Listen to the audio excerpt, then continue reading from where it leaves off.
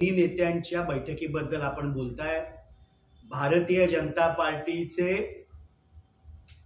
देशातील वरिष्ठ नेतृत्व, देशाचे गृहमंत्री माननीय अमित शाह साहेब, राष्ट्रवादीचे राष्ट्रीय अध्यक्ष व राज्याचे उपमुख्यमंत्री माननीय अजितदादा पवार साहेब, या दोन्ही नेत्यांना लपून छपून भेटायची काहीही गरज नाही।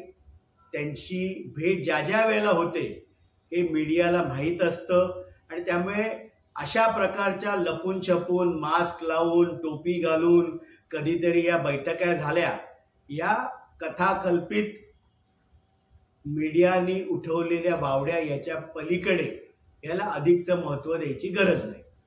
सर, आज संजय राऊत म्हणाले अजित पवार हे 10 वाजले की मीडिया समोर येऊन महाराष्ट्राची करमणूक करायची त्यांना सवय झालेली आहे।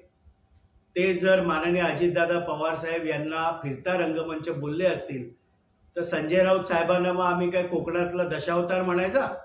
ते फार संजय राऊतजी जे म्हणतात हे फार गांभीर्याने घ्यायची काही गरज नाही।